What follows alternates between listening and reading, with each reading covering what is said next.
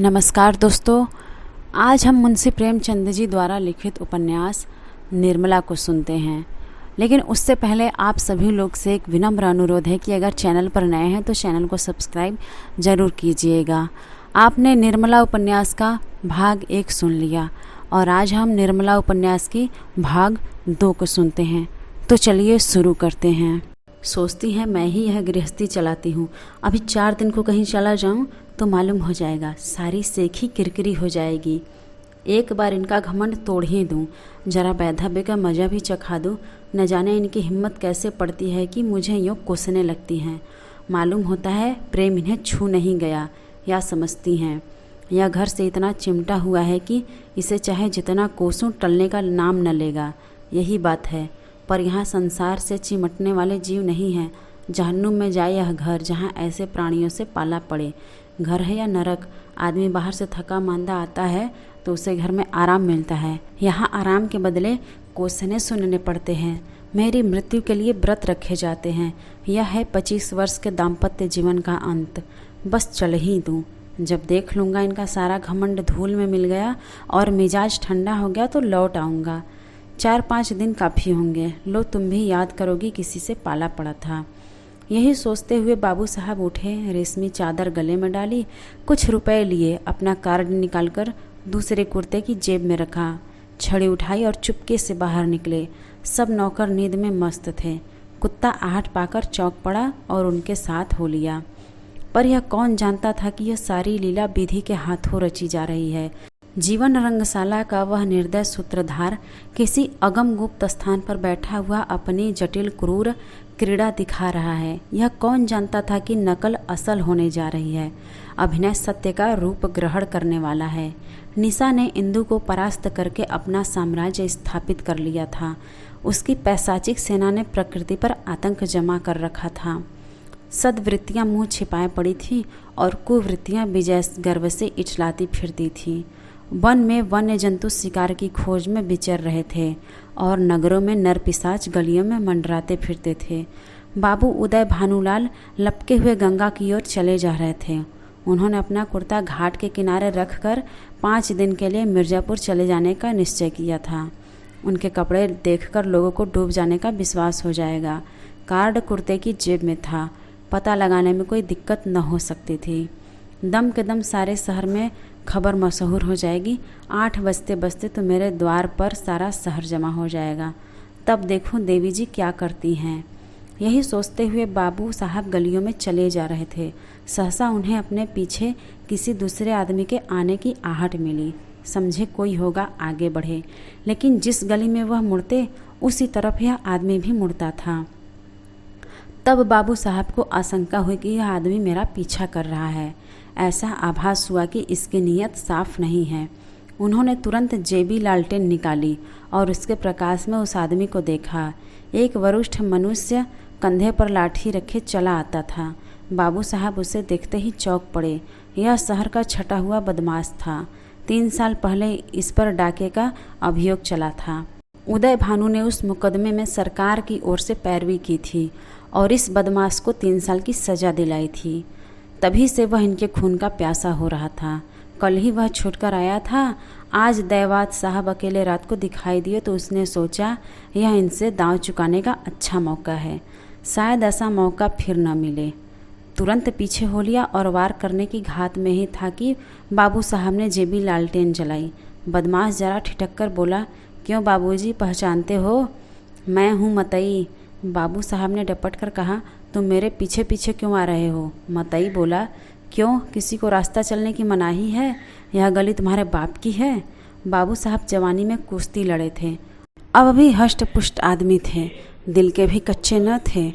छड़ी संभाल कर बोले, अभी शायद मन नहीं भरा, अब कि 7 साल को जाओगे? मतई बोला, मैं 7 साल को जाऊंगा या 14 साल को, पर तुम्हें जिंदा न छोड़ूंगा। हाँ, अगर तुम मेरे पैरों पर गिरकर कसम खाओ कि अब किसी को सज़ा न कराऊंगा तो छोड़ दूँ। बोलो मंजूर है? उदय भानु बोले, तेरी सामत तो नहीं आई?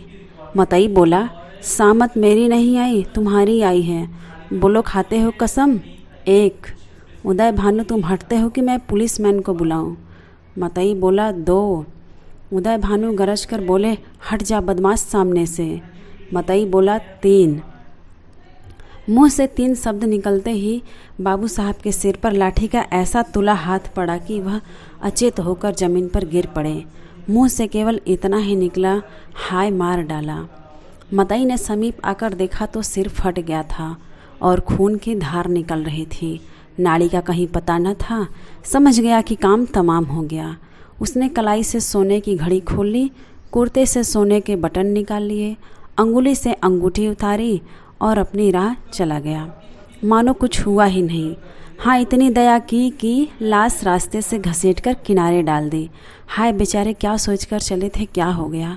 जीवन तुमसे ज़्यादा आसार भी दुनिया में कोई वस्तु है? क्या वह उस दीपक की भांति ही क्षण भंगुर नहीं है जो हवा के एक झोंके से बुझ जाता है? पानी के एक बुलबुले को देखते हो, लेकिन उसे टूटते भी कुछ देर लगती है। जीवन में उतना सार भी नहीं, सांस का भरोसा ही क्या। और इसी नश्वरता पर हम अभिलाषाओं के कितने विशाल भवन बनाते हैं। नहीं जानते नीचे जाने वाली सांस ऊपर आएगी भी या नहीं, पर सोचते इतनी दूर की है मानो हम अमर हैं। विवाह का विलाप और अनाथों का रोना सुनाकर हम पाठकों का दिल न दुखाएंगे। जिसके ऊपर पड़ती है वह रोता है, विलाप करता है, पछाड़े खाता है। यह कोई नई बात नहीं। हाँ, अगर आप चाहें तो कल्याणी की उस घोर मानसिक यातना का अनुमान कर सकते हैं जो उसे इस विचार से हो रही थी कि मैं ही अपने प्राणधार की घातिका हूँ। विवाह के जो क्रोध के आवेश में उसके असंयत मुख से निकले थे, अब उसके हृदय को बाड़ों की भांति छेद रहे थे। अगर पति ने उसकी गोद में कराह कराह कर प्राण त्याग दिए होते तो उसे संतोष होता कि मैंने उनके प्रति अपने कर्तव्य का पालन किया।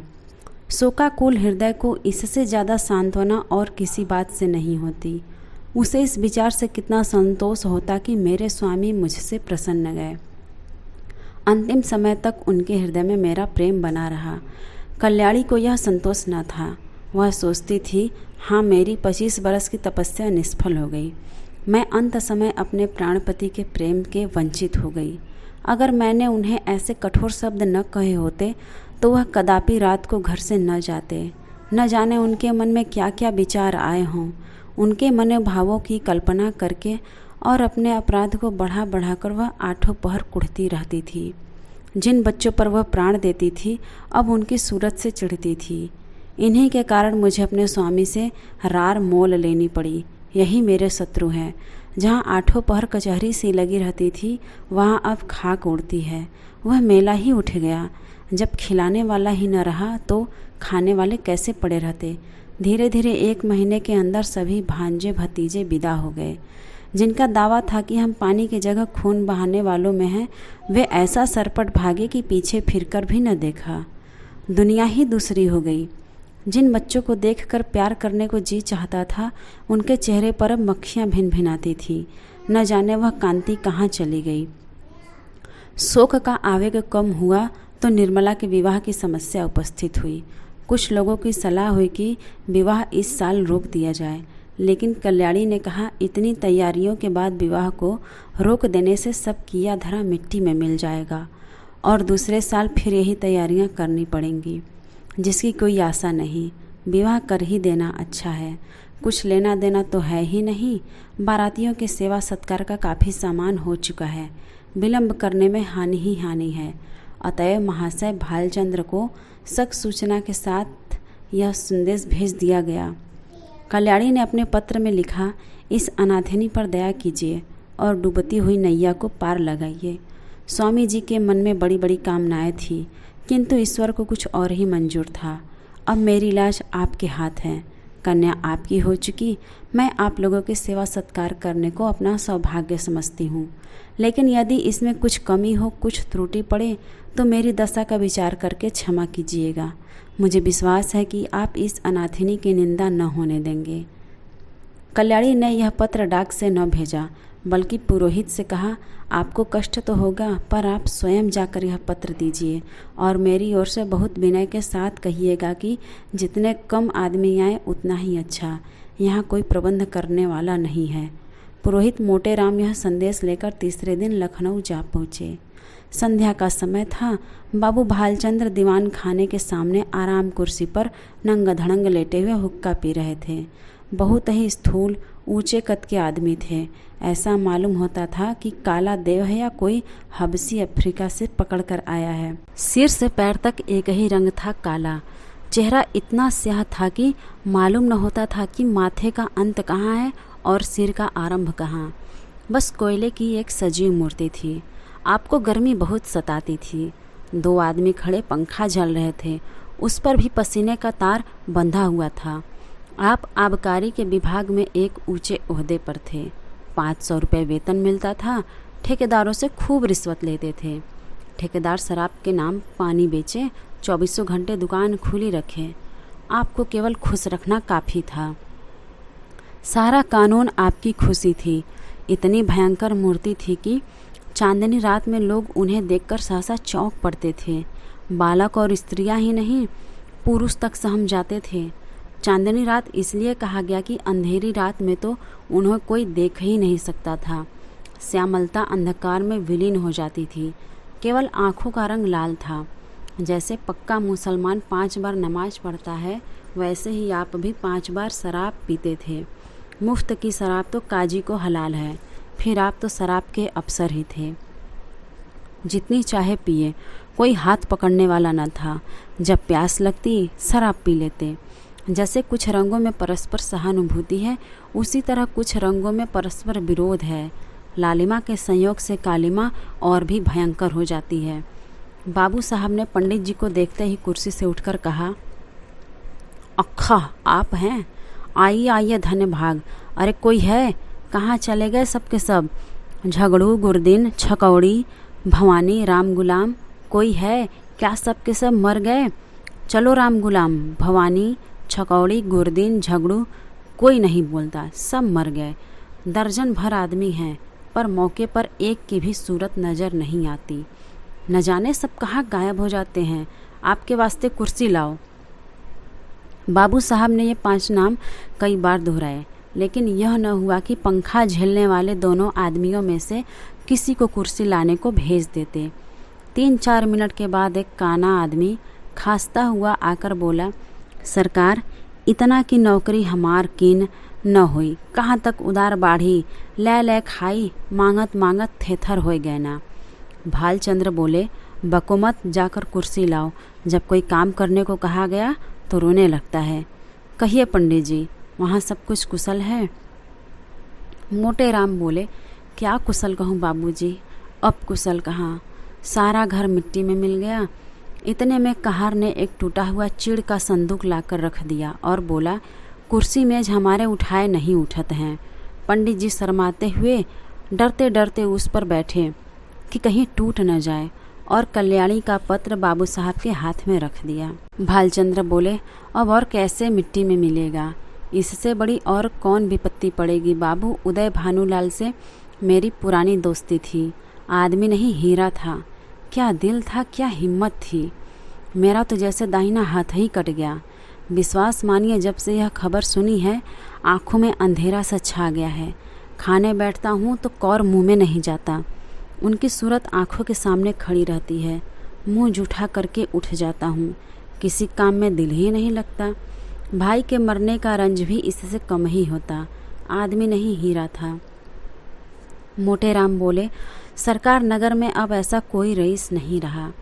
भालचंद्र बोले, मैं खूब जानता हूँ पंडित जी, आप मुझसे क्या कहते हैं। ऐसा आदमी 1,00,000-2 लाख में एक होता है। जितना मैं उनको जानता था उतना दूसरा नहीं जान सकता। 2 ही 3 बार की मुलाकात में उनका भक्त हो गया और मरने दम तक रहूँगा। आप समधिन साहब से कह दीजिएगा मुझे दिली रंज है। मोटेराम बोले, आपसे ऐसी ही आशा थी। आज जैसे सज्जनों के दर्शन दुर्लभ हैं, नहीं तो आज कौन बिना दहेज के पुत्र का विवाह करता है। भालचंद्र बोले, महाराज, दहेज की बातचीत ऐसे सत्यवादी पुरुषों से नहीं की जाती। उनसे संबंध हो जाना ही लाख रुपए के बराबर है। मैं इसी को अपना अहोभाग्य समझता हूँ। हाँ, कितनी उदार आत्मा थी। रुपए को तो कुछ समझा ही नहीं, तिनके के बराबर भी परवाह नहीं की। बुरा रिवाज है, बेहद बुरा। मेरा बस चले तो दहेज लेने वाले और दहेज देने वाले दोनों को ही गोली मार दूँ। हाँ साहब, साफ गोली मार दूँ, फिर चाहे फांसी ही क्यों न हो जाए। पूछो आप लड़के का विवाह करते हैं कि उसे बेचते हैं?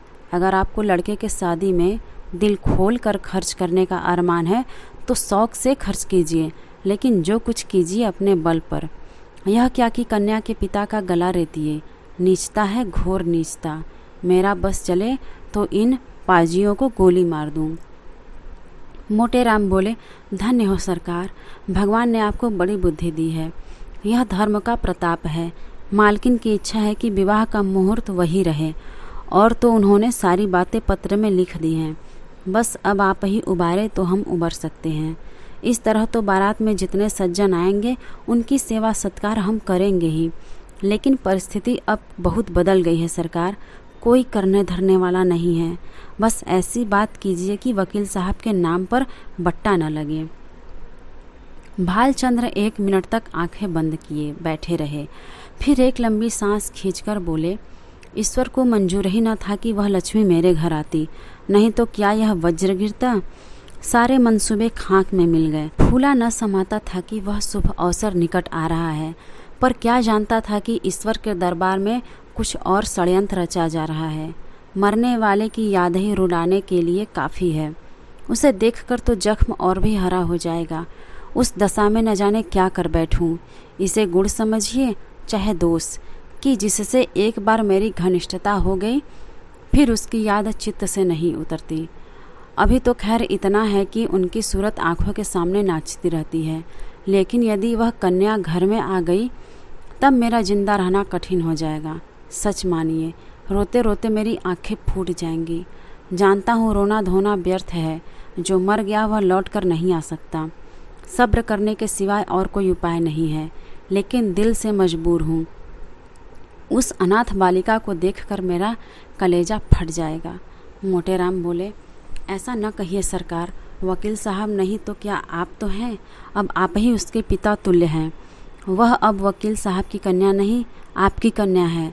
आपके हृदय के भाव तो कोई जानता नहीं। लोग समझेंगे वकील साहब का देहांत हो जाने के कारण आप अपने वचन से फिर गए। इसमें आपकी बदनामी है। चित्त को समझाइए और हंसी खुशी कन्या का पाणी ग्रहण करा लीजिए। हाथी मरे तो 9 लाख का, लाख विपत्ति पड़ी है, लेकिन मालकिन आप लोगों की सेवा सत्कार करने में कोई बात उठा न रखेंगी। बाबू साहब समझ गए कि पंडित मोटे राम कोरे पोथी के पंडित ही नहीं वरन व्यवहार नीति में भी चतुर हैं। बोले, पंडित जी, हलफ से कहता हूँ, मुझे उस लड़की से जितना प्रेम है उतना अपनी लड़की से भी नहीं है, लेकिन जब ईश्वर को मंजूर नहीं है तो मेरा क्या बस है। वह मृत्यु एक प्रकार की अमंगल सूचना है जो विधाता की ओर से हमें मिली है। यह किसी आने वाली मुसीबत की आकाशवाणी है। विधाता स्पष्ट रीति से कह रहा है कि यह विवाह मंगलमय न होगा। ऐसी दशा में आप ही सोचिए, यह संयोग कहाँ तक उचित है। आप तो विद्वान आदमी हैं। सोचिए, जिस काम का आरंभ ही अमंगल से हो उसका अंत अमंगलमय हो सकता है नहीं। जानबूझकर मक्खी नहीं निगली जाती। समधीन साहब को समझाकर कह दीजिएगा, मैं उनकी आज्ञा पालन करने को तैयार हूँ, लेकिन इसका परिणाम अच्छा न होगा। स्वार्थ के वश में होकर मैं अपने परम मित्र की संतान के साथ यह अन्याय नहीं कर सकता। इस तर्क ने पंडित जी को निरुत्तर कर दिया। वादी ने यह तीर छोड़ा था जिसकी उनके पास कोई काट न थी। शत्रु ने उन्हीं के हथियार से उन पर वार किया था और वह उसका प्रतिकार न कर सकते थे। वह अभी कोई ऐसा जवाब सोच ही रहे थे कि बाबू साहब ने फिर नौकरों को पुकारना शुरू किया। अरे तुम सब फिर गायब हो गए। झगड़ू, छकौड़ी, भवानी, गुरुदीन, राम गुलाम एक भी नहीं बोलता। सब के सब मर गए। पंडित जी के वास्ते पानी वानी की फिक्र है। ना जाने इन सबों को कोई कहाँ तक समझाए। अकल छू तक नहीं गई। देख रहे हैं कि एक महाशय दूर से थके मांदे चले आ रहे हैं, पर किसी को जरा भी परवाह नहीं। लाओ पानी वानी रखो पंडित जी, आपके लिए शरबत बनाओ या फलाहारी मिठाई मंगवा दूँ। मोटे राम जी मिठाइयों के विषय में किसी तरह का बंधन न स्वीकार करते थे। उनका सिद्धांत था, घृत से सभी वस्तुएं पवित्र हो जाती हैं। रसगुल्ले और बेसन के लड्डू उन्हें बहुत प्रिय थे। पर शरबत से उन्हें रुचि न थी। पानी से पेट भरना उनके नियम के विरुद्ध था। सकुचाते हुए बोले, शरबत पीने की तो मुझे आदत नहीं, मिठाई खा लूँगा। भालचंद्र बोले, फलाहारी ना। मोटे राम बोले, इसका मुझे कोई विचार नहीं। भालचंद्र बोले, है तो यही बात, छूत छात सब ढकोसला है, मैं स्वयं नहीं मानता। अरे अभी तक कोई नहीं आया, छकौड़ी, भवानी, गुरुदीन, राम गुलाम, कोई तो बोले। अब की भी वही बूढ़ा कहार खांसता हुआ आकर खड़ा हो गया और बोला, सरकार, मोर तलब दे दिन जाए, ऐसी नौकरी मोसे न हुई। कहाँ लो दौरी दौरत दौरत गोड़ पिराए लागत हैं। भालचंद्र बोले, कुछ काम करो या न करो, पर तलब पहले चाहिए।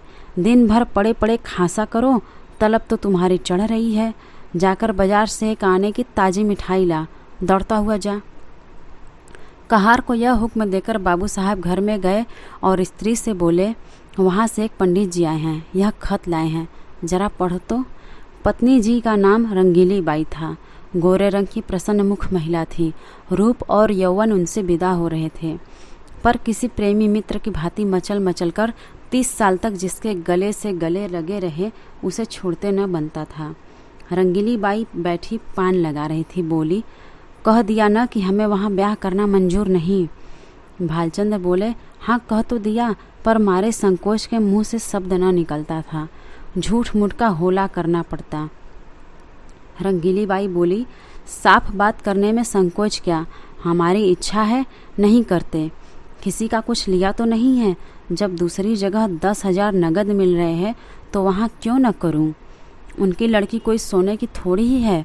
वकील साहब जीते होते तो शर्माते शर्माते 15-20 हज़ार दे मरते।